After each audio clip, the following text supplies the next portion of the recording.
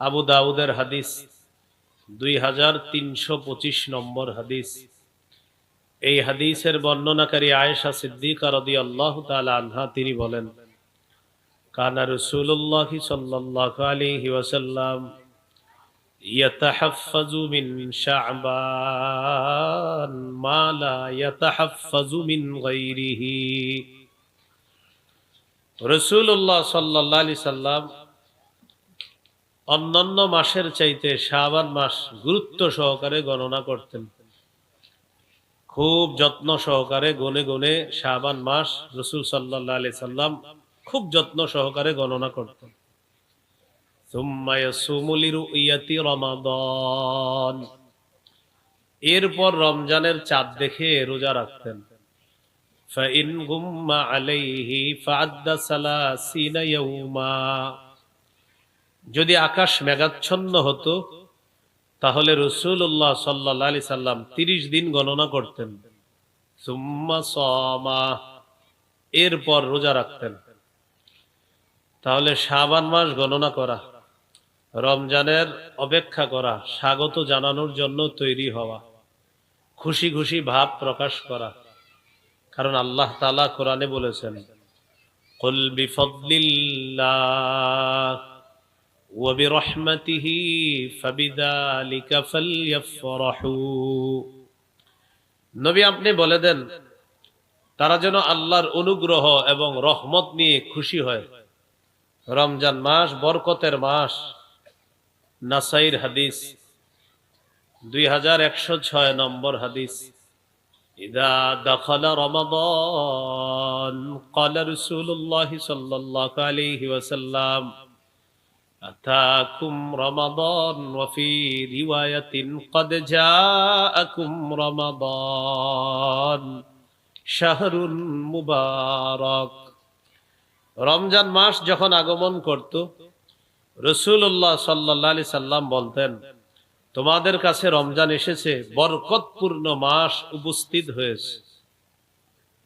ফুতিহাত আবওয়াবুল জান্নাহ, প্রথম রাতেই জান্নাতের সবগুলা দরজা খুলে দেওয়া হয়। ওয়া গুল্লিকাত আবওয়াবুন নার, প্রথম রাতেই জাহান্নামের সবগুলা দরজা বন্ধ করে দেওয়া হয়। ওয়াসুফিদাতিশ শায়াতিন, শয়তানকে শিকলে বন্দী করা হয়। প্রথম রাতেই শয়তানকে শিকলে বন্দী করা হয়। জান্নাতের দরজাগুলা খুলে দেওয়া হয়, জাহান্নামের দরজাগুলা বন্ধ করে দেওয়া হয়। তো রমজান পেয়ে খুশি ভাব প্রকাশ করা, যেটা আল্লাহর অনুগ্রহ, দয়া, বরকতপূর্ণ মাস আমরা পেয়েছি। আল্লাহ আমাদের সকলকে রমজানের জন্য পরিপূর্ণ প্রস্তুত হওয়ার তৌফিক দান করেন। রমজান মাসের প্রথম যে রাত হবে, ওই রাত থেকে রমজানের শেষ পর্যন্ত মৌলিক 18টা করণীয় আপনাদের সামনে বলবো। খুব মন দিয়ে শুনতে হবে। মৌলিক 18টা করণীয়, এগুলোকে ব্যাখ্যা করলে আরো অনেক বের হবে। আমরা কয়টা করণীয় জানবো? 18টা। 1 নম্বর, চাঁদ দেখা। সহিহ বুখারীর বর্ণনা, ক্বালা রাসূলুল্লাহ সাল্লাল্লাহু আলাইহি ওয়াসাল্লাম সুমু লিরুয়াতিহি ওয়া আফতিরু লিরুয়াতিহি, তোমরা চাঁদ দেখে রোজা রাখো, চাঁদ দেখে ঈদ করো। ফাইন গুবিয়া আলাইকুম ফাআকমিলু ইদ্দাতা সালাসিনা ইয়াউমা, যদি আকাশ মেঘাচ্ছন্ন হয় তাহলে 30 দিন পুরা করো। চাঁদ দেখে রোজা রাখো, চাঁদ দেখে ঈদ করো। 1 নাম্বার করণীয় চাঁদ দেখে রোজা রাখা, বুখারীর বর্ণনা। এটা আমাদের প্রথম করণীয়। এজন্য আমরা চাঁদ তালাশ করব। রমজানের শুরুতে কি তালাশ করব? চাঁদ। দেখা যাক না যাক, আমরা তালাশ করব, চাঁদ তালাশ করব। আমাদের নবী বলছেন, বাস আমরা চাঁদ তালাশ করব। বলেন ইনশাআল্লাহ। 2 নাম্বার, চাঁদ দেখে রোজা রাখা। তো যাই হোক, 2 নাম্বার, চাঁদ দেখার পর একটা দোয়া পড়বেন। তিরমিজির বর্ণনা, 3451 নম্বর হাদিস। তালহা রাদিয়াল্লাহু তাআলা আনহুর বর্ণনা, তিনি বলেন, রাসূলুল্লাহ সাল্লাল্লাহু আলাইহি সাল্লাম যখন চাঁদ দেখতেন তখন এই দোয়াটি পড়তেন, আল্লাহুম্মা আহিল্লাহু আলাইনা বিল ইয়ুমনি ওয়াল ঈমান ওয়াসসালামাতি ওয়াল ইসলাম রব্বি ওয়া রাব্বুকাল্লাহ। পড়ি আল্লাহুম্মা আহিল্লাহু আলাইনা বিল ইয়ুমনি ওয়াল ঈমান ওয়াসসালামাতি ওয়াল ইসলাম রব্বি ওয়া রাব্বুকাল্লাহ। চাঁদ দেখে এই দোয়াটা আমরা পড়বো। এলো 2 নম্বর করণীয়। 3 নম্বর করণীয়, প্রথম রাত যখন শুরু হবে ওই রাতে আমরা তারাবির সালাত আদায় করব। সাহাবায়ে কেরামের ঐক্যমতে 20 রাকাত তারাবি পড়ব। এটা সাহাবায়ে কেরামের ইজমা। ধীরস্থির ভাবে তারাবি পড়ব, ধীরস্থির ভাবে। তারাবির নামাজ খুব ধীরস্থিরতার সাথে আমরা পড়ব। এই হলো 3 নম্বর কাজ। সহিহ বুখারীর বর্ণনা 1902 নম্বর হাদিস। এই হাদিসের মধ্যে আছে قال رسول الله صلى الله عليه وسلم من قام رمضان إيمانا واحتسابا غفر له ما تقدم من ذنبه। বুখারীর 1909 নম্বর আছে, 1902 নম্বর আছে, 2009 নম্বরে হাদিসগুলো আছে। কোন ব্যক্তি যদি ঈমানের সাথে রাতের বেলা সালাত আদায় করে রমজানের রাতে আর সওয়াবের আশায়, তার আগের গুনাহগুলা মাফ করে দেওয়া হবে। তো 3 নাম্বার কাজ তারাবি পড়া। 4 নাম্বার করণীয়, তারাবিতে কোরআন তেলাওয়াত করা। যদি পারেন খতম তারাবি, তারাবিতে 1 খতম কোরআন পড়া। যদি পারেন 2 খতম পড়েন, যদি পারেন 3 খতম পড়েন, কথার কথা। কিন্তু ধীরস্থির ভাবে কোরআন পড়তে হবে তারাবিতে। তো তারাবির সালাত আদায় করব, কোরআন পড়া। যদি পড়েন কোরআন খতম পারবেন না, সূরা তারাবি পড়েন। যে সূরাগুলা মুখস্থ এগুলা দিয়ে আপনি ইমাম সাহেব পড়াবে, আপনারা পড়বেন। কিন্তু কোরআন তেলাওয়াত যত বেশি করা যায়, এটা 4 নাম্বার। রমজানে তারাবিতে কোরআন তেলাওয়াত তো হবেই, এমনিও কোরআন তেলাওয়াত বেশি করা। সূরা বাকারার 185 নম্বর আয়াতে আল্লাহ বলেন, শাহরু রমাদানাল্লাযী উনজিলা ফীহিল কুরআন। রমজান মাস যেই মাসে কোরআন নাজিল করা হয়েছে, এই জন্য রমজান মাসে কোরআন তেলাওয়াত বেশি করার চেষ্টা করা। আল্লাহ তৌফিক দান করেন। কানা জিবরিল আলাইহিস সালাতু ওয়াস সালাম ইয়ালকাহু কুল্লা লাইলাতিন ফি রমাদান ইয়ারিদু আলাইহিন নবী সাল্লাল্লাহু আলাইহি ওয়াসাল্লাম আল কুরআন। জিবরিল আলাইহিস সালাতু ওয়াস সালাম রমজানের প্রত্যেক রাতে রাসূলুল্লাহ সাল্লাল্লাহু আলাইহি সাল্লামের সাথে সাক্ষাৎ করতেন। নবীজি জিবরিলকে পুরা কোরআন শোনাইতেন। তো এমনিও তেলাওয়াত করব, রমজানে তেলাওয়াতের মাত্রাটা বাড়ায়া দিব। 21 নম্বর পারা শুরু হইছে সূরা আনকাবুতের 45 নম্বর আয়াত দিয়া। আল্লাহ তাআলা বলেন, উতলু মা উহিয়া ইলাইকা মিনাল কিতাব। কিতাবের যে অংশ ওহী হিসাবে আপনাকে দেওয়া হয়, এটা আপনি তেলাওয়াত করেন। প্রিয় মুসলমান ভাইয়েরা, মৃত্যু পর্যন্ত 3টা অভ্যাস ধারণ করার চেষ্টা করব, নারী পুরুষ সবাই। কয় অভ্যাস বলেন? তেলাওয়াত, 5 ওয়াক্ত নামাজ, সাধ্য অনুযায়ী দান সদকা। এটা মরণ পর্যন্ত নিয়মিত। আপনার 2 টাকা সামর্থ্য, 2 টাকাই সদকা করবেন। তেলাওয়াত 1টা পৃষ্ঠা হইলো তেলাওয়াত করেন। 1টা লাইন পড়েন আপনি আল্লাহর রাস্তে, 5টা লাইন পড়েন, কিন্তু ডেইলি পড়েন, আপনি তেলাওয়াত করেন। সূরা ফাতিরের 29-30 নম্বর আয়াত, 22 পারা 16 নম্বর পৃষ্ঠার শেষ, 17 নম্বর পৃষ্ঠার শুরু। আল্লাহ তাআলা বলেন, ইন্নাল্লাযীনা ইয়াতলুনা কিতাবাল্লাহ, নিশ্চয়ই যারা আল্লাহর কিতাব তেলাওয়াত করবে, ওয়া আকামুস সালাহ, যারা নামাজ কায়েম করে, ওয়া আনফাকু মিম্মা রাযাকনাহুম সিররাও ওয়া আলানিয়া, যারা আমার দেয়া রিজিক থেকে গোপনে প্রকাশ্যে দান করে, ইয়ারজুনা তিজারাতাল লান তাবুর, যারা নিয়মিত 3টি কাজ করবে, কোরআন তেলাওয়াত, 5 ওয়াক্ত নামাজ সামর্থ্য অনুযায়ী দান সৎকা করবে, তারা এমন ব্যবসার আশা করে যেই ব্যবসায় কোনো লস নাই, লাভ আর লাভ। লান তাবুর, এটা কখনো ধ্বংস হবে না এই ব্যবসা। এই হলো 1 নাম্বার উপকারিতা। 2 নাম্বার, লিওয়াফিয়াহুম উজুরাহুম, তাদের রব যেন তাদেরকে পরিপূর্ণ প্রতিদান দান করেন, এই নিয়তে তারা 3টা কাজ করবে। রব তাদেরকে পরিপূর্ণ প্রতিদান দান করবে। 3 নাম্বার, ওয়ায়াজিদাহুম মিন ফাদলি, তাদেরকে আল্লাহ তাআলা প্রতিনিয়ত তার অনুগ্রহ বৃদ্ধি করতেই থাকবেন, করতেই থাকবেন। তাহলে নিয়মিত কয় অভ্যাস? কোরআন তেলাওয়াত, 5 ওয়াক্ত নামাজ, সাধ্য অনুযায়ী দান সৎকা করা। আল্লাহ তাআলা তৌফিক দান করেন। তো কোরআনে কারীমের তেলাওয়াত করব তো ইনশাআল্লাহ। এই হলো 4 নাম্বার কাজ। 5 নাম্বার, তাহাজ্জুদ পড়া। সাহরির সময় উঠবেন, ওঠার পর তাহাজ্জুদ পড়বেন। তিরমিজির হাদিস 2616 নম্বর হাদিস। এই হাদিসের মধ্যে আছে রাসূলুল্লাহ সাল্লাল্লাহু আলাইহি সাল্লাম তার সাহাবী মুআয ইবনে জাবাল রাদিয়াল্লাহু তাআলা আনহুকে বললেন, আলা আদুল্লুকা আলা আবওয়াবিল খাইর, আমি কি তোমাকে কল্যাণের দরজা সমূহের কথা বলবো না? তো নবীজি বললেন, কল্যাণের দরজা 3টা। 1 নাম্বার আস-সাওমু জুন্নাহ, কল্যাণের 1 নাম্বার দরজা হলো রোজা। 2 নাম্বার আস-সাদাকাতু তুতফিউল খাতিআতা কামা ইউতফিউল মাউন নার, 2 নাম্বার দরজা হলো সদকা করা। নবীজি বলেন, সদকা এমন একটা ইবাদত, পানি যেমন আগুনকে নিভিয়ে দেয়, সদকা মানুষের গুনাহগুলা ধুয়ে মুছে সাফ করে দেয়।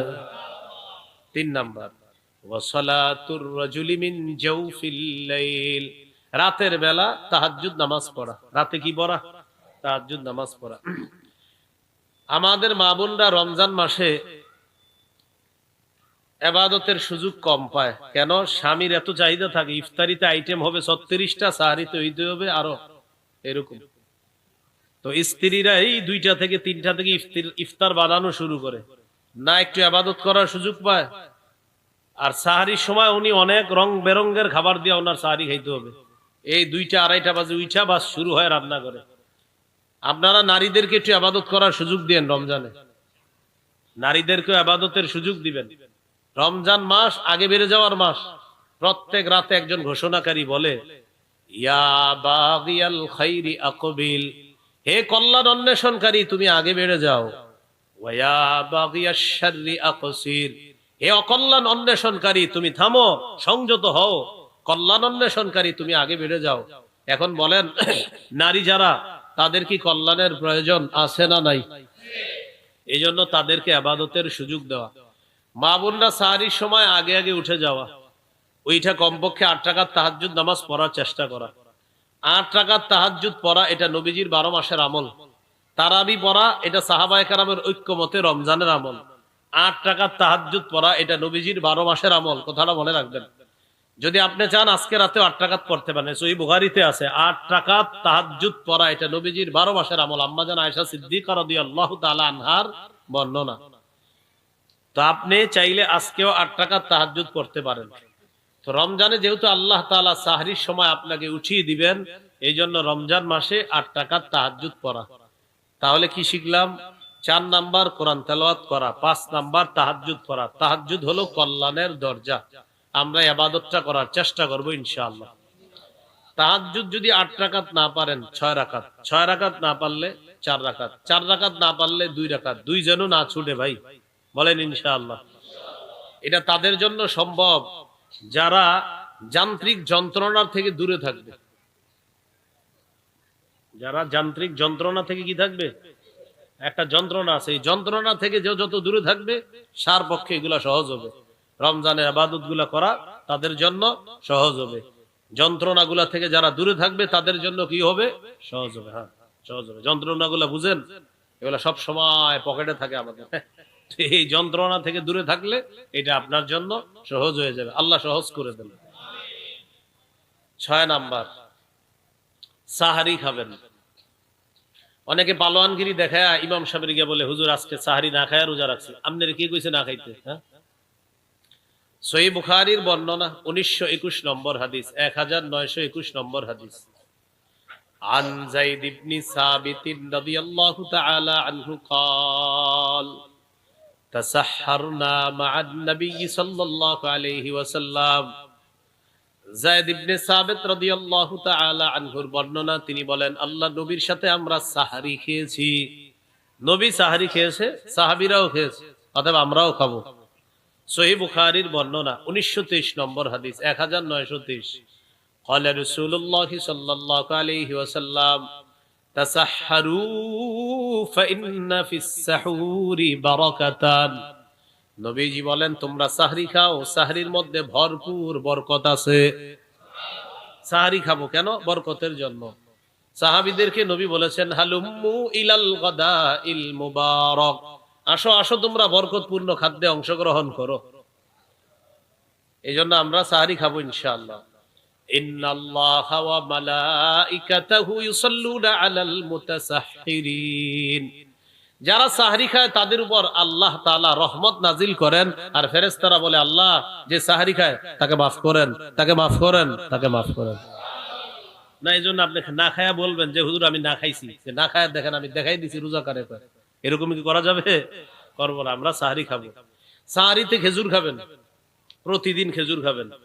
قال رسول الله صلى الله عليه وسلم نعم سحور المؤمن التمر। নবীজি বলেন সাহরিতে খেজুর খাওয়া এটা মুমিনের জন্য কতই না উত্তম খাদ্য। এমনি তো আপনি ইলিশ মাছ, মুরগি, গরুর গোশত যা খাওয়ার খানি, সমস্যা নাই, সাথে খেজুর খাবেন। কেন খাবেন? আমার নবী বলেছেন তাই আমরা খাবো। বলেন ইনশাআল্লাহ। খেজুর শুধু যে সাহরির সময় খাবেন এমন না, 12 মাস খেজুর খাওয়ার চেষ্টা করবেন। এই আগামীকাল সকালেও খাবেন। 60টা খেজুর যদি প্রতিদিন সকালে খান, আর যদি আজওয়া হয় 60টা, লাম ইয়াদুররুহু সুম্মুন, বিষও আপনার কোনো ক্ষতি করতে পারবে না। খাইয়ে আবার ট্রাই করেন না, বিষয়টা গুরুত্ব আর কি। এজন্য আপনি আজওয়া খাইলেন, খাওয়ার পর বিষ খাইলেন, ইয়াকিন যদি থাকে নিশ্চিত আপনার ফলাফল পাবেন। তাহলে খেজুর নিয়মিত খাওয়া। মুসলমানের ঐতিহ্যগত খাদ্য 3টা, খেজুর, মধু, কালিজিরা। এগুলো তো আপনার ঘরে থাকা উচিত সবার মুসলমানদের। কিন্তু খুঁজলে রমজান হয়তো সামনে আসার কারণে এখন খেজুর পাওয়া যাবে, কিন্তু গত মাসে অনেকের ঘরে ছিল না। এগুলা রাখবেন, সন্তানকে খাওয়াবেন, ওর মেধা বাড়বে। গর্ভবতী নারী যারা, তাদেরকে খেজুর খাওয়াবেন, মেধা বাড়বে। মারিয়ামের পেটে যখন ঈসা নবী আসলেন, ঈসা আলাইহিস সালামের আম্মার খাদ্য কি হবে? তো জানায়া দিলেন তুমি এখানে বসবা, এখানে ঝর্ণার পানি পান করবা, আর গাছে নাড়া দিবা, আল্লাহ এখান থেকে খেজুর বের করে দিবে। আমার কথা হলো ঈসা নবীর আম্মার জন্য আল্লাহ খাদ্য নির্বাচন খেজুর কেন করলেন? এতে বোঝা যায় গর্ভবতী নারী যারা, তাদের জন্য খেজুর এটা উত্তম খাদ্য। এরা খাবায় তেঁতুল, আর তেঁতুল যেই নারী খাবে সন্তানের মেধা কম হবে। হ্যাঁ, তেঁতুলে মেধা কমায়, তো আপনি খায় তেঁতুল, উনি এই জন্য তেঁতুল খাওয়াইলে তো এই জন্য তো মেধা তো কম হবেই। খেতে হবে কি? খেজুর। হ্যাঁ, এটা মনে মাথায় রাখবেন। চাইলেও দিবেন না তেঁতুল, খেজুর খাওয়াবেন। তাহলে মুমিনের সাহারিতে সবচেয়ে নেয়ামতে পরিপূর্ণ খাদ্য কি? খেজুর। আমরা খেজুর খাবো ইনশাআল্লাহ। একদম স্ত্রীকে বলে দিবেন যে 2 ভাগ হবে খেজুর, একটা ইফতারের সময় আর একটা হলো সাহারির সময়। অবশ্যই এই আমলটা আমরা করব। আল্লাহ তৌফিক দান করেন। সাহারি একটু বিলম্ব করে করা, আর ইফতারি তাড়াতাড়ি করা। আজ্জিলুল ইফতার ওয়া আখিরুস সাহুরা, তোমরা সাহারি একটু বিলম্বে করবা, আর ইফতার প্রথম সময়ে করবা। সাহারিটা দেরি করে কেন করবেন? যেন আপনার শারীরিক শক্তিটা ঠিক থাকে। এজন্য নবী বললেন সাহারি একটু দেরি করে করবা। এখানে একটা মাসালা, তাহাজ্জুদের সম্পর্ক সাহারির সাথে না, তাহাজ্জুদের সম্পর্ক সময়ের সাথে। সময় যতক্ষণ থাকবে তাহাজ্জুদ পড়তে পারবেন। মনে করেন সাহারির সময় এখনো বাকি আছে 30 মিনিট, আপনি খায়া ফেলছেন। খাবার খাওয়ার পরে ঘড়িতে তাকায় দেখেন এখনো 40-50 মিনিট বাকি আছে কিসের? আপনার সাহারির। বাস আপনি তাহাজ্জুদ পড়েন, সমস্যা নেই। ঠিক 5-6 মিনিট আগে আপনি আবার পানি পান করেন, কোনো সমস্যা নেই। সাহারির সময় শেষ হওয়ার ওই 4-5 মিনিট আগে আপনি আবার পানি পান করে নেন। অথবা আপনি 1 গ্লাস পানি নিয়ে তাহাজ্জুদ নামাজে দাঁড়ায় যান, মানে সাহারি খেয়ে ফেলছেন। তো খাওয়ার পরে ঘড়িতে তাকায় দেখেন এখনো 40 মিনিট আছে, 30 মিনিট বাকি আছে, বাস তাহাজ্জুদে দাঁড়ায় যান, যত রাকাত পড়া যায়। 30 মিনিটে আশা করি যারা ছোট সূরা দিয়ে পড়েন, আলাম তারা এই সূরাগুলা দিয়ে আপনি 30 মিনিটে 6 রাকাত, 4 রাকাত বা 8 রাকাতও পড়তে পারবেন। 40 মিনিট যদি হয় সুন্দরভাবে আপনি পড়তে পারবেন। আর মূল ইয়াসিন এই সূরাগুলা যারা পারেন, এগুলা দিয়ে ইনশাআল্লাহ আশা করি পড়তে পারবেন। তাহলে বলেন তো তাহাজ্জুদের সম্পর্ক কি খাদ্যের সাথে না সময়ের সাথে? বাস সেটা আপনি তাহাজ্জুদটা সাহারি খাওয়ার আগেও পড়তে পারবেন, আবার সাহারি খাইছেন খাওয়ার পর দেখলেন সময় আছে, আপনি পড়তে পারবেন। আল্লাহ আমাদের সকলকে কথাগুলা গুরুত্ব সহকারে মনে রেখে আমল করার তৌফিক দান করেন। এই গেল 6 নাম্বার কাজ, সাহারি খাওয়া। সাহারি খাইলেন, এবার 7 নাম্বার কাজ রোজা রাখা। 7 নাম্বার কাজ হলো রোজা রাখা।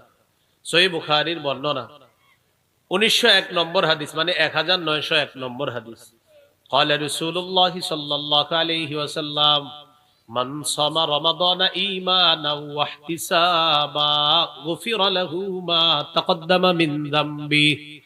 যে ব্যক্তি ঈমানের সাথে এবং সওয়াবের আশায় রমজানের রোজা রাখে, আল্লাহ তার আগের গুনাহগুলো মাফ করে। তিরমিজির হাদিস 614 নম্বর হাদিস। قال رسول الله صلى الله عليه وسلم الصوم جنة حسينة। রাসূলুল্লাহ সাল্লাল্লাহু আলাইহি সাল্লাম বলেন, রোজা হলো জাহান্নাম থেকে বাঁচার জন্য মজবুত ঢাল। প্রিয় মুসলমান ভাইয়েরা, মা বোনরা, একটা কথা মনে রাখেন, ইচ্ছা করে রোজা ভাঙেন না, ইচ্ছা করে রোজা নষ্ট করেন না। তিরমিজির 723 নম্বর হাদিসের বর্ণনা, নবী বলেন, কেউ যদি ইচ্ছা করে একটা রোজা ভাঙে, যদিও কাফফারা হলো কয়টা? 60টা। তো কাফফারা আদায় করার পরেও কথার কথা, নবী বলেন, ও যদি একটার জন্য সারা জীবনও রোজা রাখে, ওই একটার ঘাটতি পূরণ হবে না। একটা রোজার এত দাম আল্লাহর কাছে। অথচ আমরা হেলায় খেলায় রোজা নষ্ট করি অনেক। সন্তানের বয়স 18, 19, 20, বাবা সন্তানকে ডাক দেয়, মা আদর করে কয়, থাক বাচ্চা মানুষ, ডাকেন না। 21 বছরের শিশুকে ডাকে না, এটা কোনো কথা? এগুলা না করা ভাই, রোজা রাখেন, আল্লাহ তৌফিক দান করেন। একজন মা আর বাবা কিভাবে বলে আমার সন্তানের স্বাস্থ্যটা নষ্ট হবে রোজা রাখলে? চিন্তা করছেন? আর ও যে জাহান্নামের আগুনে জ্বলবে, মা বাবার এই টেনশনটা কেন হলো না? ওর স্বাস্থ্যের টেনশন হলো, কিন্তু ও যে আগুনে পুড়বে এই টেনশনটা মা বাবার কেন হলো না?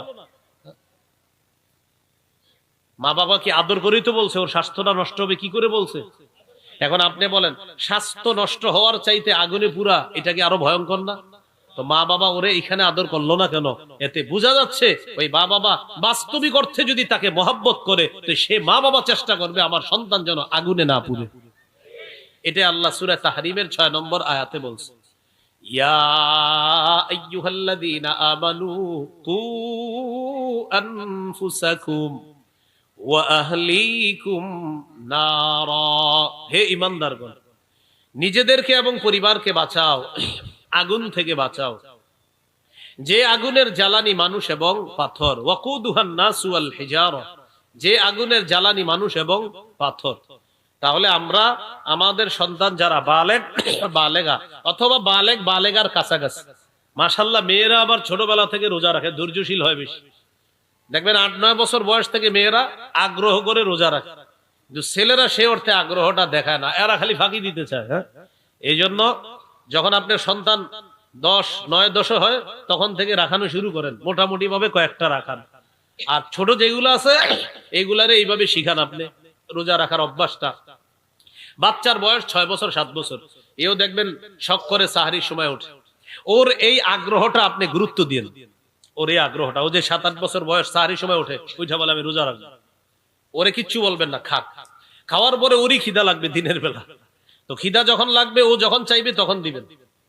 এর আগ পর্যন্ত বাস ওরে বুঝান যে মাশাআল্লাহ মাশাআল্লাহ তুমি অনেকক্ষণ রাখছো, এরকম এরে বুঝান। ছোটবেলা থেকে সন্তানকে বুঝান যে এরকম রোজা একটা গুরুত্বপূর্ণ বিষয়, তো তুমি ছোট মানুষ, তো এই জন্য তোমার জন্য একটু ছাড় আছে, এটা ওরে বুঝান। হ্যাঁ, এইভাবে আস্তে আস্তে ওর এই অভ্যাসটা ওর থেকে যাইতে দেওয়ার চেষ্টা করবেন না। আস্তে আস্তে আপনার এই সন্তান অবশ্যই গুরুত্ব সহকারে ভবিষ্যতে রোজা রাখবেন ইনশাআল্লাহ। পারবো তো ইনশাআল্লাহ? তাহলে 7 নাম্বার রোজা রাখা। 8 নাম্বার দান করা। রমজানে দানের মাত্রা আরো বাড়ায়া দিবেন। এখন তো দান করেনি, রমজানে দান বেশি করবেন। সহিহ বুখারীর বর্ণনা 6 নম্বর হাদিস, কানা রাসূলুল্লাহ সাল্লাল্লাহু আলাইহি ওয়াসাল্লাম আজওয়াদান নাস। রাসূলুল্লাহ সাল্লাল্লাহু আলাইহি সাল্লাম মানুষের মাঝে সর্বশ্রেষ্ঠ দানশীল ছিলেন। ওয়া কানা আজওয়াদা মা ইয়াকুনু ফি রমাদান হিনা ইয়ালকাহু জিবরিল। রমজান মাসে নবী দান করার মাত্রাটা আরো বাড়িয়ে দিতেন। এই জন্য আমরা রমজানে দান করব, বেশি থেকে বেশি চেষ্টা করব দান করার। আল্লাহ তৌফিক দান করেন। সূরা মুনাফিকুনের 10 নম্বর আয়াতে আল্লাহ বলেন, ওয়া আনফিকু মিম্মা রাযাকনাকুম মিন ক্বাবলি আইয়াতিয়া আহাদাকুমুল মাউত, তোমাদের কারো কাছে মৃত্যু আসার আগে আমার দেয়া রিজিক থেকে তোমরা খরচ করো, দান করো। আল্লাহ আমাদের সকলকে সদা সর্বদা দান আর রমজানে দানের মাত্রা বাড়িয়ে দেওয়ার তৌফিক দান করেন। 9 নাম্বার করণীয়, নফল ইবাদত বাড়িয়ে দেওয়া। আবু দাউদের হাদিস 864 নম্বর হাদিস। এই হাদিসের মধ্যে আসছে قال رسول الله صلى الله عليه وسلم إن أول ما يحاسب الناس به يوم القيامة من أعمالهم الصلاة। নবীজি বলেন কিয়ামতের ময়দানে মানুষের আমলের মধ্যে সর্বপ্রথম হিসাব হবে নামাজের হিসাব। আমলের মধ্যে হিসাব হবে কিসের? সহজে বুঝার জন্য এইভাবে বলবো আমরা, বলেন আল্লাহর হকের মধ্যে সর্বপ্রথম নামাজের হিসাব নেওয়া হবে। বান্দার হকের মধ্যে সর্বপ্রথম রক্তের হিসাব নেওয়া হবে। ওই যে হত্যা করছে একজন আরেকজনকে, এটার হিসাব নেওয়া হবে, বান্দার হকের হিসাব। আর আল্লাহর হকের হিসাব হবে নামাজের হিসাব। তাহলে দেখবেন অনেক সময় হাদিস পড়ে, অনেক সময় আমরা সাধারণ ভাইয়েরা মাশাআল্লাহ ইদানিং হাদিসও পড়ে, আয়াতও পড়ে কোরআনের, তো হাদিস পড়ে দেখে এক হাদিসে আছে কিয়ামতের ময়দানে সর্বপ্রথম হিসাব হবে নামাজের, আরে আরেক হাদিসে আছে সর্বপ্রথম হিসাব হবে রক্তের। তাহলে ব্যাখ্যাটা কি হবে? নামাজের হিসাব মানি আল্লাহর হকের ক্ষেত্রে সর্বপ্রথম নামাজের হিসাব, আর রক্তের হিসাব মানি বান্দার হকের ক্ষেত্রে সর্বপ্রথম রক্তের হিসাব। মনে থাকবেন ইনশাআল্লাহ। তো নামাজের হিসাব যখন হবে, فإن كانت تامة كتبت له تامة, দেখবে যে তার ফরজ ইবাদতগুলো মাশাআল্লাহ ঠিক আছে, তার আমলনামায় লিখে দেওয়া হবে তাম্মা, বাস আমলনামাও ঠিক আছে। সুবহানাল্লাহ। মানে যা যা করছে ভালো ভালো কাজ করছে, বাস আমলনামা দেখছে হ্যাঁ হ্যাঁ সব ঠিক আছে, তো কুতিবাত লাহু তাম্মা, ফেরেশতারা লিখে দিবে তার এই আমলনামা পরিপূর্ণ ঠিক আছে, সব ঠিকঠাক আছে। তাহলে আমলও পরিপূর্ণ, প্রতিদানও পরিপূর্ণ লেখা হবে। وَإِنْ كَانَ انْتَقَصَ مِنْهَا شَيْئًا, ফেরেশতারা যখন দেখবে ফরজ ইবাদত একটু গাফলতি আছে, একটু ঘাটতি আছে, ইয়াকুলু রাব্বুনা তাবারাকা ওয়া তাআলা, আল্লাহ ফেরেশতাদেরকে বলবেন আমার বান্দার নফল ইবাদতগুলো একটু দেখো। দেখার পর আতিম্মু ফরিদাতাহু মিন তাতাওউহি, আমার বান্দার নফল ইবাদতের মাধ্যমে ফরজের ঘাটতি পূরণ করে দাও। তাহলে নফল ইবাদত কম করব না বেশি করতে হবে ইনশাআল্লাহ? এখন তো আমাদের সমাজে ফতুয়া চলছে সুন্নত না পড়লেও হবে, হ্যাঁ, খালি আপনার একের পর এক, মানে ইবাদত যত কমানো যায়। এক দল আছে তারা ইবাদত কমাবে, আরেক দল আছে বাড়াবে, হ্যাঁ, মানে যেটা শরীয়তে নাই এটা বাড়াবে, আর এক দল আছে যেটা শরীয়তে আছে এটা ওখান থেকে ফালাবে। যেমন অনেকে প্রশ্ন, আমারে যদি কেউ প্রশ্ন করে হুজুর জোহরের আগের সুন্নত না পড়লে কি কোনো গুনাহ হবে, প্রশ্ন করে, চিন্তা করেন প্রশ্নটা কোন ধরনের। তো আমি পাল্টা বলি, আপনি কি জান্নাতে যাইতে চান কি চান না বলেন তো? যদি বলে না, নাউজুবিল্লাহ, এটা কেমনে বললেন মুসলমান? তো যদি বলে হ্যাঁ, তো আমি বলি রাসূলুল্লাহ সাল্লাল্লাহু আলাইহি সাল্লাম বলছেন যে দিনে রাতে 12 রাকাত সুন্নত পড়বে, ওয়াজাবাত লাহুল জান্নাত, তার জন্য জান্নাত ওয়াজিব হবে। এখন আপনি বলেন আপনি কি জান্নাত চান কি চান না, তখন টেনশনে পড়ে যায়। তো যদি বলেন চান তো সুন্নত পড়েন। কি বলে কয় সুন্নত না পড়লে কি কিছু হবে? তো আমি বলি জান্নাতে যেতে চান? অবশ্যই যেতে চাই। আমি কই নবী বলছে 12 রাকাত সুন্নত যে পড়বে নিয়মিত তার জন্য জান্নাত ওয়াজিব হয়ে যাবে। এখন আপনি বলেন আপনি কি জান্নাত ওয়াজিব চান কি চান না? উনি বলছে আমাকে সুন্নত পড়লে কি না পড়লে কি কোনো গুনাহ হবে কি হবে না? আমি বললাম জান্নাত চান কি চান না সেটা বলেন। সোজা হিসাব। এরকম প্রশ্ন যদি কেউ করে আপনাদেরকে বলে দিবেন নবী বলছেন 12 রাকাত সুন্নত পড়লে জান্নাত ওয়াজিব। এখন আপনি বলেন জান্নাত কি ওয়াজিব হওয়া আপনার দরকার আছে কিনা? যদি বলেন হ্যাঁ তো সুন্নত পড়েন, কারণ অন্তত সে বিপদে পড়বে। যদি বলেন না, নাউজুবিল্লাহ, এটা তো কেউ বলবে না কোনো মুসলমান, বাধ্য হয়ে কি বলবে? হ্যাঁ। আবার বলছি ওলামা হযরত আছেন, ইমাম সাহেবরা আছেন, আপনারা এই পেজগুলোতে বেশি পড়বেন। আয়েশা বলবে হুজুর সুন্নত না পড়লে কি গুনাহ হবে? বলবেন জান্নাত ওয়াজিব হোক তোমার, এটা কি তুমি চাও? হ্যাঁ বা না বলো। তখন কোনো মুসলমান তো না বলবে না, সে কি বলবে? হ্যাঁ বলবে। তখন আপনি বলবেন নবী বলছে 12 রাকাত সুন্নত পড়লে জান্নাত ওয়াজিব। এখন তুমি বলো সুন্নতের মাধ্যমে জান্নাত ওয়াজিব হোক, এটা তুমি চাও কি চাও না? পরে তোমার উত্তর দিচ্ছি। এখন হ্যাঁ বলবে, কি বলেন হুজুর আমি তো জান্নাত চাই। বলবেন মাশাআল্লাহ, তাহলে সুন্নত পড়ো, যাও পড়ো। এই জন্য ছাড়বেন না। ফরজের বাহিরে যে ইবাদত গুলো আছে ওইগুলা ছাড়ার কোনো সুযোগ নাই। আল্লাহ আমাদেরকে বুঝার তৌফিক দান করেন। এই জন্য কিছু কিছু অংশ শিখে রাখলে অনেক মানুষ আপনারে নিয়ত করে আসবে, 3 ঘন্টা আপনারে পেঁচানোর নিয়ত করে আসবে। এই 2-1টা জায়গা শিখে রাখবেন, 3 ঘন্টা না 30 সেকেন্ডও পেঁচাতে পারবে না ইনশাআল্লাহ। আল্লাহ আমাদেরকে কথাগুলা বুঝে শুনে আমরা যেন ফরজের ব্যতির বাহিরে যে সুন্নত নফল গুলা আছে এগুলাও গুরুত্ব সহকারে করতে পারি, আল্লাহ তৌফিক দান করেন। তাহলে নফল ইবাদত বাড়িয়ে দিব 9 নাম্বার। 10 নাম্বার, নেকির কাজ বেশি করা। বাস, যে কোনো নেকির কাজ বেশি করা। সূরা কাহফের 105 নম্বর আয়াতে আল্লাহ বলেন, ইন্নাল্লাযীনা আমানু ওয়া আমিলুস সলিহাত কানাত লাহুম জান্নাতুল ফিরদাউসি নুজুলা। 103 থেকে শুরু হয়েছে, 103, 4, 5, 6, 7, 8, 9 অনেকগুলো আয়াত আছে। তো আল্লাহ বলে, নিশ্চয়ই যারা ঈমান আনে, নেক কাজ করে, তাদের জন্য মেহমানখানা হিসাবে জান্নাতুল ফেরদাউস। সূরা তাগাবুনের 9 নম্বর আয়াত, 28 পারা 16 নম্বর পৃষ্ঠা। আল্লাহ তাআলা বলেন, وَمَن يُؤْمِن بِاللَّهِ وَيَعْمَلْ صَالِحًا, যে ব্যক্তি আল্লাহকে বিশ্বাস করে আর নেক কাজ করে, ইউকাফির আনহু সাইয়্যাতি, আল্লাহ তার সব গুনাহগুলো maaf করে দেন। ওয়ায়ুদখিলহু জান্নাতিন তাজরি মিন তাহতিহাল আনহার, আল্লাহ তাকে এমন জান্নাতে প্রবেশ করাবেন যার পাদদেশ দিয়ে তলদেশ দিয়ে ঝর্ণা ধারা প্রবাহিত হবে। খালিদিনা ফিহা আবাদা, সেথায় তারা অনন্তকাল চিরকাল বসবাস করবে জান্নাতের মধ্যে। যালিকাল ফাউজুল আযীম, আল্লাহ বলেন এটা চূড়ান্ত সফলতা। আল্লাহকে দেখতে চাই কারা কারা? সবাই দেখতে চাই তো ইনশাআল্লাহ। আল্লাহ তৌফিক দান করেন। তো দেখার শর্ত কি আছে দেখেন, সূরা কাহফের সর্বশেষ আয়াত 110 নম্বর আয়াতে আল্লাহ বলেন, ফামান কানা ইয়ারজু লিকা রাব্বিহি, যে ব্যক্তি তার রবের সাক্ষাৎ কামনা করে, ফালইয়ামাল আমালান সালিহা, 1 নাম্বার সেজন্য নেক কাজ করে। 2 নাম্বার, ওয়ালা ইউশরিক বিইবাদাতি রাব্বিহি আহাদা, সেজন্য তার রবের ইবাদতে কাউকে শরীক না করে। তাহলে 1 নাম্বার নেক কাজ করা, 2 নাম্বার ইবাদতে যেন কাউকে শরীক না করে। এবার আমার সাথে বলেন, যে কোনো বস্তুর 3টি অংশ থাকা উচিত: দেহ, আত্মা, ফলাফল। আমল হলো দেহ, আত্মা হলো ইখলাস, ফলাফল ওজনের পাল্লায় ভারী। এবার সুন্দর করে বলেন, বলেন আমল নামক দেহ, এই দেহের আত্মা হলো ইখলাস। এবার একসাথে বলেন, আমল নামক দেহের আত্মা হলো ইখলাস, ফলাফল ওই ইখলাস ওয়ালা আমল ওজনের পাল্লায় ভারী হয়ে যাবে, ফলাফল। এই জন্য ইমাম বুখারী প্রথম হাদিস আনছেন দেহ আর আত্মা সম্পর্কে, ইন্নামাল আমালু বিন্নিয়াত, আমলের প্রতিদান বিশুদ্ধ নিয়তের সাথে হবে। তো প্রথম হাদিসে দেহ আর আত্মার কথা আলোচনা আছে, আমল আর আমলের আত্মা, ইখলাস, বিশুদ্ধ নিয়ত। আর সর্বশেষ হাদিস 7563 নম্বর হাদিস, ওখানে আনছে সাকিলাতান ফিল মিজান, যে ইখলাস ওয়ালা আমল যদি কম হয়, ফলাফল ওজনের পাল্লায় ভারী হয়ে যায়। প্রথম হাদিস আর শেষ হাদিস, এই ইমাম বুখারী কত সুন্দর করে প্রথমটা আর শেষটা মিলাইলেন। তাহলে নেকের কাজ বাড়ায়া দেওয়া রমজান মাসে, আল্লাহ তৌফিক দান করেন।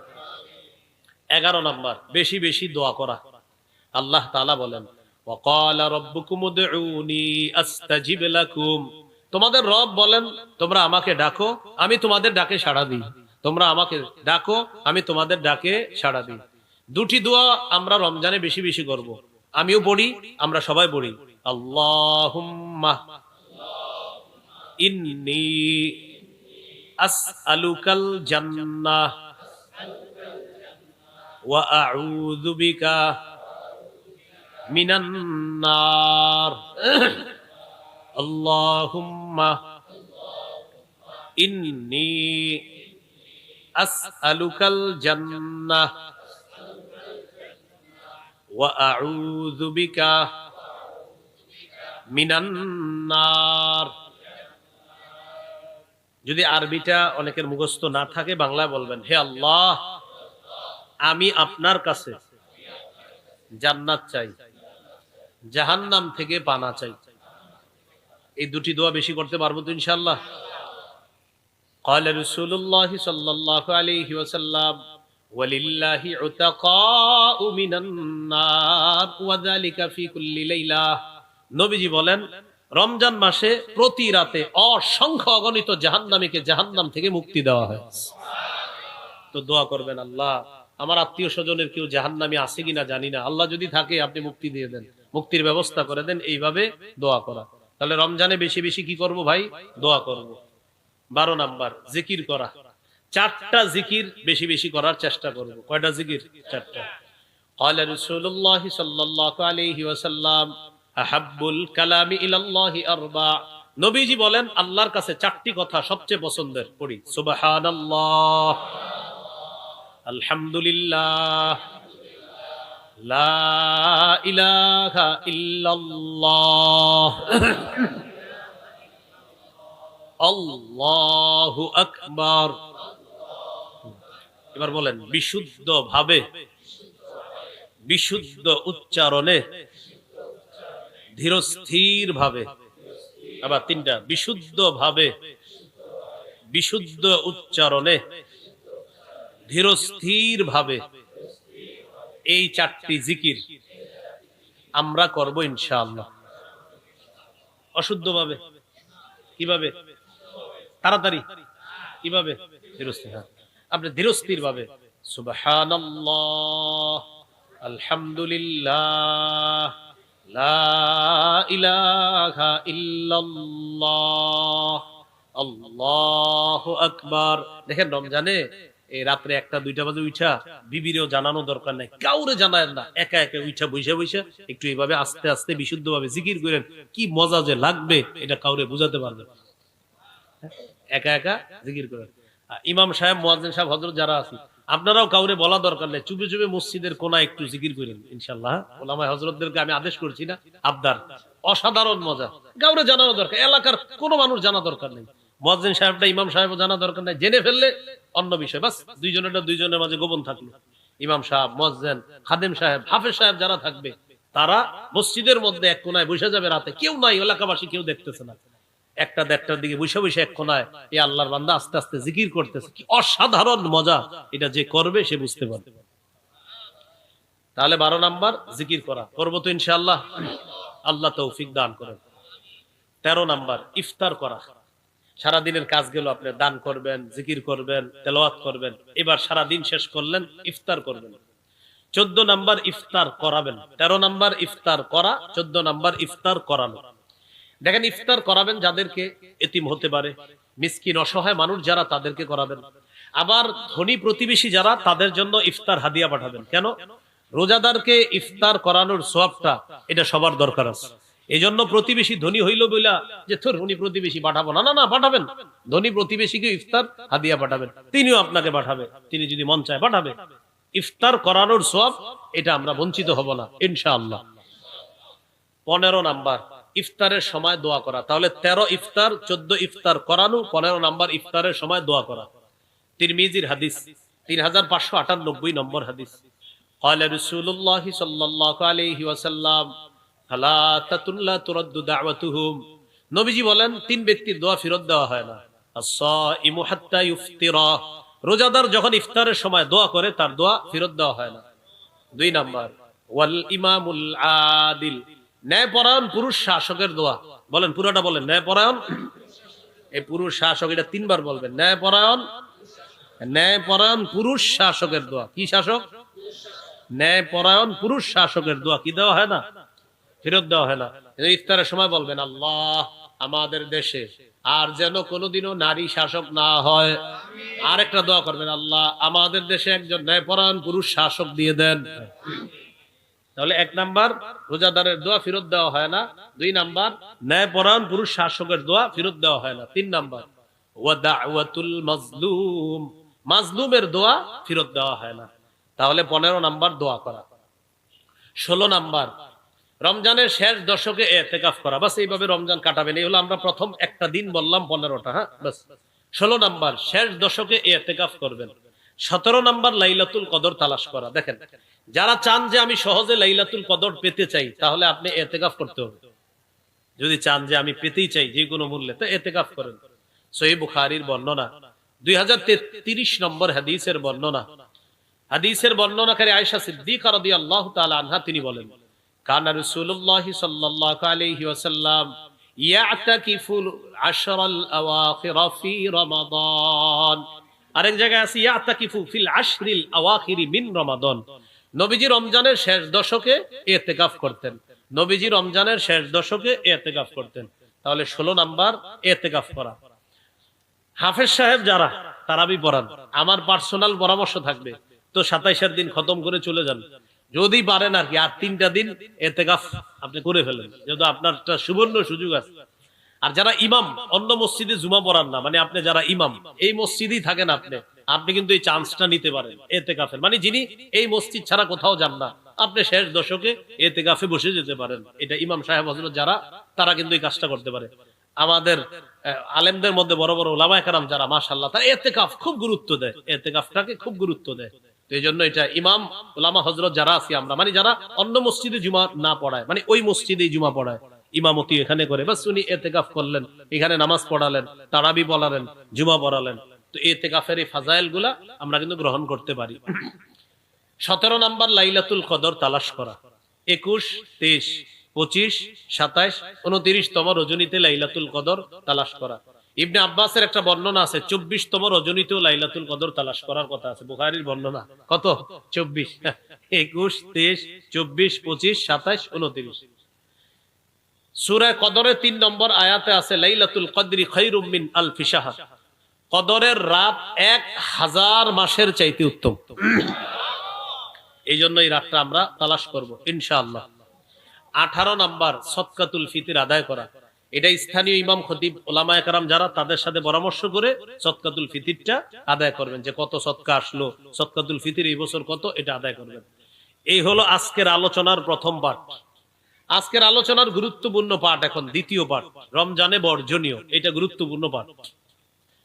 রমজানে বর্জনীয় কি মৌলিকভাবে আমি কয়েকটা বলি, ওলামা হযরত যারা তারা জুমার মিম্বরে আরো বেশি বলবে। 1 নাম্বার বর্জনীয়, ঝগড়া করা যাবে না রমজানে। কি করা যাবে না? ঝগড়া করা যাবে না। সহিহ বুখারীর বর্ণনা 1904 নম্বর হাদিস। এই হাদিসের মধ্যে আছে রাসূলুল্লাহ সাল্লাল্লাহু আলাইহি ওয়াসাল্লাম বলেন, ইযা কানা ইয়াউমু সাওমি আহাদিকুম ফালা ইয়ারফুস ওয়ালা ইয়াসখাব। তোমাদের কেউ যখন রোজা রাখবে সে যেন অশ্লীল কথা না বলে, মন্দ কথা না বলে। ফাইন সাবাহু আহাদুন আও কাতালা, কেউ যদি রোজাদারকে গালি দেয় অথবা তার সাথে বিবাদে জড়িয়ে পড়ে, ফালইয়াকুল, সে যেন বলে ইন্নী সাইম, আমি রোজাদার। অন্য হাদিসে আসছে 2 বার বলবেন আমি রোজাদার, আমি রোজাদার। 2 বার বলবেন আমি রোজাদার, আমি রোজাদার। এই কথাটা কয়বার বলবেন? ঝগড়া করা যাবে না। 2 নাম্বার অশ্লীলতা পরিহার করা। ভাই কি পরিহার করা? অশ্লীলতা পরিহার করা। সূরা বনী ইসরাঈলের 31 নম্বর আয়াতে আল্লাহ বলেন, ওয়ালা তাকরাবুজ জিনা, জিনার কাছেও যেও না। সূরা আনআমের 151 নম্বর আয়াতে আল্লাহ বলেন, ওয়ালা তাকরাবুল ফাওয়াহিশা মা যাহারা মিনহা ওয়া মা বাতান, প্রকাশ্য অশ্লীলতা, গোপন অশ্লীলতার কাছেও যেও না। এখন পকেটে পকেটে আমরা অশ্লীলতা নিয়ে ঘুরি ভাই। সহিহ বুখারীর বর্ণনা 6612 6612 নম্বর হাদিস। এই হাদিসের মধ্যে আছে রাসূলুল্লাহ সাল্লাল্লাহু আলাইহি সাল্লাম বলেন, ইন্নাল্লাহা কাতাবা আলা ইবনি আদম হাজ্জাহু মিনাজ জিনা আদরাকা যালিকা লা মাহালা। আদম সন্তানকে আল্লাহ জিনার পরীক্ষা দ্বারা পরীক্ষা করবে। ফাজিনাল আইনি আন-নাজরু, চোখের জিনা দেখা। যাকে সরাসরি দেখা হারাম, তাকে ভিডিও কলে দেখা হারাম, তাকে সিনেমায় দেখা হারাম, তাকে নাটকে দেখা হারাম, তাকে মোবাইলে টেলিভিশনে দেখা হারাম। কি বললাম? যাকে সরাসরি দেখা হারাম, চোখের জিনা, তাকে টেলিভিশনে দেখা চোখের জিনা, নাটক সিনেমায় দেখা চোখের জিনা, ভিডিও কলে তাকে দেখা চোখের জিনা। ওয়াজিনাল লিসানাল মানতিক, মুখের জিনা কথা বলা। যার সাথে সরাসরি কথা বলা হারাম, তার সাথে মোবাইলে কথা বলা হারাম। আপনি কথা বলছেন, কানের জিনা হচ্ছে, মুখের জিনা হচ্ছে। নাফসু তামান্না ওয়া তাশতাহি, মনে মনে কল্পনা করছেন উল্টা পাল্টা, এটা অন্তরের জিনা হচ্ছে। আল্লাহ হেফাজত করেন। এখন আপনারা বলেন, তো এই জাতীয় অশ্লীলতা আসলে কি আছে কিনা সমাজে? এই অশ্লীলতার কাছেও যাওয়া যাবে না। তো যাই হোক, 1 নাম্বার ঝগড়া করা যাবে না। আর এটার পাশাপাশি অশ্লীলতা করাও যাবে না, ওই হাদিস থেকে জানলাম। আচ্ছা, 2 নাম্বার যেটা আমরা জানবো সেটা হলো, বলেন অনর্থক কথা বলা যাবে না। কি বলা যাবে না? সহিহ বুখারী 2477 নম্বর হাদিস। قال رسول الله صلى الله عليه وسلم ان الله كره لكم ثلاثا, আল্লাহ তাআলা তোমাদের জন্য 3টি বিষয় অপছন্দ করেছেন। কয়টা? দেখেন কি বলে, কিলা ওয়া ক্বাল, 1 নাম্বার অনর্থক কথা বলা অপছন্দ করেছেন। 2 নাম্বার ওয়া ইদাআতাল মাল, সম্পদ নষ্ট করা অপছন্দ করেছেন। 3 নাম্বার ওয়া কাসরাতাস সুআল, অনর্থক বেশি প্রশ্ন করা আল্লাহ অপছন্দ করেছেন। আমাদের জন্য আল্লাহ কয়টি বিষয় অপছন্দ করেছেন? 3টি। 1 নাম্বার অনর্থক কথা বলা, 2 নাম্বার সম্পদ নষ্ট করা, 3 নাম্বার অনর্থক প্রশ্ন করা। রমজানে আপনি কোরআন তেলাওয়াত করতেছেন, মসজিদে বসে নিয়ত করছেন 3 পারা পড়বেন। কয় পারা? একজন পিছন দিয়ে আইসা বলে আসসালামু আলাইকুম, কেমন আছেন? আচ্ছা, আপনার কি দরকার ওনারে এখন সালামটা দেওয়া পিছন দিয়ে? উনি তেলাওয়াত করতেছেন না, উনি নিয়ত করছে 3 পারা কোরআন পড়বে। তো 1 পারা মোটামুটি কাছাই গেছে, পিছন দিকে বলে আসসালামু আলাইকুম, তো উনি বলতেছে কোরআন পড়তেছে। আচ্ছা ভাই তাড়াতাড়ি শেষ করেন। আচ্ছা বসো বসো তুমি। তো 1 পারা বইরা কোরআন বন্ধ করছে, বাকি রইল আরো কয় পারা? নিয়ত করছিল কয় পারা পড়বে। তাহলে 1 পারা পড়ার পরে তাকে সময় দিচ্ছে, তো বলতেছে কি অবস্থা ভাই, রোজা রাখছেন? আলহামদুলিল্লাহ আমি রোজা রেখেছি। সাহরি খেয়েছেন? আলহামদুলিল্লাহ খেয়েছি। ও মাশাআল্লাহ, তো গত রাতে মাশাআল্লাহ 1 তারাবি গেল, তারাবি পড়ছেন নি? আলহামদুলিল্লাহ। 20 না 8?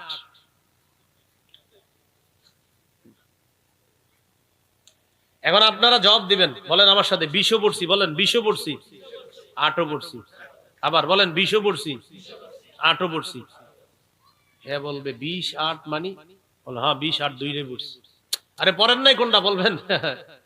ঝগড়া পড়ি নাই। কি পড়ি নাই? তুমি যে নিয়তে এখন আসছো ওই নিয়তটা কাজ হবে না। তুমি অনেক লম্বা সময় আমাদের জ্বালানোর জন্য আসছো, লাভ নাই। 20ও পড়ছি, 8ও পড়ছি। ভাই বুঝাই দেন। 20 পড়ছি, সাহাবায়ে কেরামের ঐক্যমতে 20 রাকাত তারাবি, এটা ইজমা। এজন্য 20 রাকাত শুরু রাত্রে পড়ছি। আর আল্লাহ সাহরির সময় উঠাইছে। নবী সারা বছর 8 রাকাত তাহাজ্জুদ পড়তেন। তো আমি সারা বছর পারি না, কাজকর্মে থাকি। সাহরির সময় যেহেতু আল্লাহ উঠাইছেন, এজন্য গত রাতে আমি 8 রাকাত তাহাজ্জুদও পড়ছি, 20ও পড়ছি, 8ও পড়ছি। যেটা পড়ি নাই সেটা হলো তুমি যে নিয়তে আসছো এটা আমি আসলে পারবো না। আর এই ব্যাপারে বুখারীতে হাদিস আছে, তুমি যে জ্বালান জ্বালাইবা আমার, আমি বলে দিব আমি রোজাদার 1 বার, আমি রোজাদার 2 বার। যাও। এখন এই জায়গায় অনেকে থাকতে পারেন যে হুজুর কথাটা কারে বললেন? এই কাজ যে করে তারে বলছি। আপনাদের কেউ আছেন কিনা? যদি বলেন আসি আমি, তো আপনারই বলছি, সত্যি আপনাকে বলছি। করেন না, এগুলো করেন না। একটা মানুষ ইবাদতে আছে, ইবাদত করতে দেন, কেন আপনি তাকে ডিস্টার্ব করতে যাচ্ছেন? এরপরেও যদি বলে ভাই যাক বুঝলাম, আপনার সাথে একটু কথা বলতে মন চায়, বলবেন 100 বার সুবহানাল্লাহ পড়েন। তো পড়ছি, আপনি তেলাওয়াত করে থাকবেন। তো আবার বলবে ভাই পড়ছি, বলবেন 100 বার আলহামদুলিল্লাহ পড়েন। আপনি আবার তেলাওয়াত করবেন। এরপরে বলবে ভাই আরেকটু কথা বলবেন, 100 বার আল্লাহু আকবার পড়ো। কথা বলবো তোমার সাথে, পড়ো। তো আবার কথা বলতে চাই, আপনি বলবেন লা ইলাহা ইল্লাল্লাহ 100 বার পড়ো। শেষ হইছে। এবার বলে ভাই আপনার সব কথা মানছি, এখন একটু কথা আছে আপনার সাথে। আপনি কোরআনটা আরেকটা নামায় বলবেন, তুমিও পড়ো। আপনি পড়ো, যেহেতু ওনার কথা বলতেই মন চায়, জবান চালাইতে মন চায়, পড়ুক, তো পড়ুক, কোরআন পড়ুক। আপনারা বলেন এই যে কথাগুলো এটা কি খারাপ না ভালো কথা? তো পড়েন, আপনি পড়েন, আপনার যেহেতু জবান চালাইতে মন চাইতেছে, কোরআন পড়েন। তো কোরআন অনেকক্ষণ পড়ার পরে যদি বলে ভাই পড়ছি, আরেকটু কথা আছে আপনার সাথে, আপনি বলবেন ঘুমান ঘুমান ঘুমান। কি করেন? ঘুম থেকে ওঠার পর দেখবে আসর আজান দিয়ে লেগে, তখন আপনি বলবেন চলেন দুইজনে মিলে নামাজে যাই। কথা বলার সুযোগ দিবেন। কথা বলা পরিহার করা, 1 নাম্বার ঝগড়া পরিহার করা, 2 নাম্বার অনর্থক কথা বলা পরিহার করা। আমি কাউকে বলছি না, আমি বলছি বাস কেউ কারো ইবাদত ডিস্টার্ব করতে যাবেন না, সোজা হিসাব। 3 নাম্বার বলেন মিথ্যা পরিহার করা। সহিহ বুখারীর বর্ণনা, রাসূলুল্লাহ সাল্লাল্লাহু আলাইহি সাল্লাম বলেন মান লাম ইয়াদা কাওলা যুর, 1903 নম্বর হাদিস, যে ব্যক্তি মিথ্যা পরিহার করতে পারলো না, ওয়াল আমালা বিহি ফালাইসা লিল্লাহি হাজাতুন ফি আইয়াদা তাআমাহু ওয়া শারাবা, যে ব্যক্তি রমজান মাসে মিথ্যা পরিহার করতে পারলো না, সে খানা পিনা না খায়া যে রোজা রাখলো, এই ব্যাপারে আল্লাহ তাআলার কাছে কোনো গুরুত্ব নাই। এই ব্যাপারে আল্লাহর কাছে কোনো কি নাই? গুরুত্ব নাই। বান্দা তুমি রোজা রাখছো, জি, ও মিথ্যা কথাও বলো, তো মিথ্যাও বলে, আল্লাহর কাছে কোনো গুরুত্ব নাই আপনার রোজার। তুমি খানা খাও না, জি আল্লাহ আমি খানা খাই না। ও পান করো না, না, জিহ্বা দিয়ে মিথ্যা বলনি, মিথ্যা বলে, তো তোমার এই রোজার গুরুত্ব নেই। তাহলে কি শিখলাম? জিহ্বাকে খানা থেকে দূরে রাখবো, পানি থেকে দূরে রাখবো, মিথ্যা থেকে দূরে রাখবো। সবাই আওয়াজ দিয়ে বলেন, বলেন মিথ্যা পাপের মা, অপরাধের মা। বলেন তো সমস্ত অপরাধের আম্মার নাম কি? তো 3 নাম্বার মিথ্যা পরিহার করা। 4 নাম্বার গীবত পরিহার করা। কি পরিহার করা? গীবত পরিহার করা। বলেন গীবত আমল ধ্বংসের নীরব ঘাতক। এটা বাসায় লিখে রাখবেন যে গীবত আমল ধ্বংসের নীরব ঘাতক। আমল ধ্বংসের নীরব ঘাতকের নাম কি? গীবত। এজন্য পার্সোনাল মজলিস গুলা বেশি এড়ায়া চলবে। খাস খাস কিছু মজলিস হয়, এই মজলিস গুলা ঘি ভাত দিয়ে শুরু হয়, শেষে গীবত হয়। ঘি ভাত ভালো জিনিস, ঘি ভাত শেষে হয়ে যায় ঘি বত। ঘি ভাত দিয়ে শুরু হয় মানে ভালো, মাশাআল্লাহ ভাই কি অবস্থা, ঘি খান, নেন একটু খান। তো খাইতেছে, ভাতও খান, খাইতেছে। ঘিটা কি কোন দোকানতে আছেন? ও অমুকের, এত খারাপ মানুষ, শুরু হয়ে গেল। তাহলে ঘি দিয়ে শুরু করলেন আর ঘি দিয়ে শেষ করলেন। ঘি ঘি ঘি ঘি, একটা ঘ একটা গ, তো ঘি ভাত ভালো জিনিস, আর ঘি বত। তাহলে ঘি ভাত, ভাত দিয়ে ঘি খাইতেছেন, মাশাআল্লাহ ঘি তো অনেক মজাদার, ভালো ঘি। কার না? আরে না অত ভালো না, এটা অমুকের। ও এই যে শুরু হয়ে গেল। তাহলে ঘি ভাত এটা নিয়ে যায় কোন দিকে? ঘি ভাত। এটা এমনি একটা উদাহরণে বললাম। এই জন্য আমাদের পার্সোনাল মসজিদ গুলা ভালো ভালো আলোচনা দিয়ে শুরু হয়, শেষ হয় এমন ভয়ঙ্কর ভাবে। এই জন্য আপনারা কষ্ট নেন অনেক সময় আমার ব্যাপারে, যে আমি কোথাও বসি না কেন। আমি নিজের সেলফ ডিফেন্স, নিজের বাঁচানোর জন্য বসি না, কারণ আমার দ্বারাই গীবত হয়ে যাবে। এই জন্য গাড়ি টু মঞ্চ, মঞ্চ টু গাড়ি, গাড়ি টু আবার বাড়ি, বাস খালাস। আল্লাহ আমাদেরকে বুঝার তৌফিক দান করেন। তাহলে 1 নাম্বার ঝগড়া পরিহার করা, 2 নাম্বার অনর্থক কথা পরিহার করা, 3 নাম্বার মিথ্যা পরিহার করা, 4 নাম্বার গীবত পরিহার করা। এবার বুদ্ধি খাটায় বলেন 4টা অপরাধ কি দিয়ে হয়? মাশাআল্লাহ বলেন তো, ঝগড়া কি দিয়ে হয়? মিথ্যা কি দিয়ে হয়? অনর্থক কথা কি দিয়ে হয়? গীবত হয় কি দিয়ে? এবার তিরমিজির হাদিস শুনেন, 2616 নম্বর হাদিস। নবী বলেন, হাল ইয়াকুবুন নাস ফিন নারি আলা ওয়ুজুহিহিম আও আলা মানাখিরিহিম ইল্লা হাসাইদু আলসিনাতিহিম। বেশিরভাগ মানুষ জাহান্নামে যাবে, বেশিরভাগ মানুষ জাহান্নামে যাবে মাথাটা নিচে, পাগুলা উপরের দিকে দিয়ে ধাক্কাইতে ধাক্কাইতে জাহান্নামে নিক্ষেপ করা হবে, শুধু জিহ্বার অপরাধের কারণে। কিসের অপরাধের কারণে? তাহলে সুন্দরভাবে আমরা বলি, বলেন তো ঝগড়া হয় কি দিয়ে? অনর্থক কথা হয় কি দিয়ে? মিথ্যা হয় কি দিয়ে? গীবত হয় কি দিয়ে? বেশিরভাগ মানুষ জাহান্নামে যাবে কোন অঙ্গের কারণে? তাহলে আজকে থেকে আমরা কি নিয়ন্ত্রণ করব? জিহ্বা। তাহলে এই রমজানে খানা থেকেও জিহ্বাকে হেফাজত করব দিনের বেলা, আর সারাক্ষণ পুরা রমজান মাসে আপনার অনর্থক কথা, ঝগড়া, মিথ্যা, গীবত থেকে আমরা এই জিহ্বাটাকে হেফাজত করব। আল্লাহ তৌফিক দান করেন। একটি হাদিস শোনায় আপনাদেরকে, তিরমিজি 2410 নম্বর হাদিস। সুফিয়ান রাদিয়াল্লাহু তাআলা নবীজিকে প্রশ্ন করলেন, মা আখওয়াফু মা তাখাফু আলাইয়া ইয়া রাসূলুল্লাহ, হুজুর আমার ব্যাপারে আপনি সবচেয়ে বিপজ্জনক কোন বিষয়টি মনে করেন? আমার ব্যাপারে সবচেয়ে বিপজ্জনক বিষয় কোনটা মনে করেন? আখাযা বিলিসানি নাফসি, নবী নিজের জিহ্বা মোবারক ধরে বললেন, হাযা, এটা এটা এটা, নিজের জিহ্বা ধরে বললেন, এটা এটা তোমার সবচেয়ে বিপজ্জনক অঙ্গ। কারণ বলেন তো এটা কোথায় নেয় বেশিরভাগ মানুষকে? জাহান্নাম। আল্লাহ আমাদেরকে হেফাজত করেন। 5 নাম্বার বর্জনীয়, লৌকিকতা বর্জন করা। রোজা রাখবো কার জন্য? সাহারি খাবো কার জন্য? ইফতার করবো, করাবো কার জন্য? লৌকিকতা বর্জন করা। বুলুগুল মারাম 440 নম্বর হাদিস। রাসূলুল্লাহ সাল্লাল্লাহু আলাইহি সাল্লাম বলেন, আমি তোমাদের ব্যাপারে সবচেয়ে বেশি ভয় পাই তোমরা ছোট শিরকের মধ্যে লিপ্ত হয়ে যাবা। ইন্না আখওয়াফা মা আখাফু আলাইকুম আশ-শিরকুল আসগরু আর-রিয়া, আমি তোমাদের ব্যাপারে ভয় পাই তোমরা ছোট শিরকে লিপ্ত হবা, সেটা হলো লোক দেখানো, ইবাদত করা। তো লৌকিকতা আমরা পরিহার করব।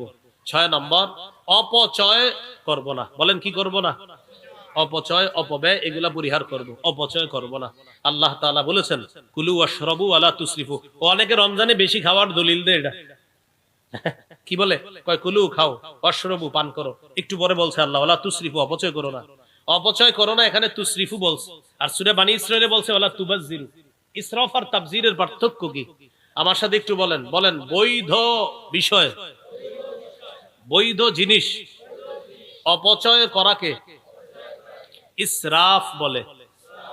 অবৈধ জিনিস, অবৈধ খাতে অপচয় করাকে তাবযির বলে। বৈধ, আপনি এটা বৈধ মানে কাজটা বৈধ কিন্তু অপচয় করতেছেন। আপনার বাসায় মেহমান আসবে 10 জন, আপনি 30 জনের রান্না করছেন, কেন? আপনি 30 জনের তো খাবার কি হালাল না হারাম?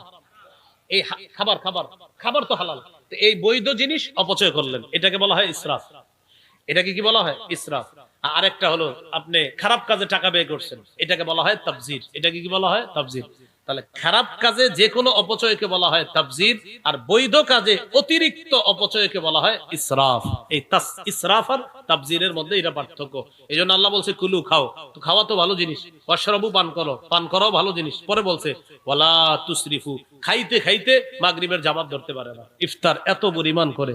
এ গুরুত্বপূর্ণ কথা মনে আসছে, বলেন ইফতার যেন আমাদের মাগরিবের জামাত ছুটে যাওয়ার কারণ না হয়।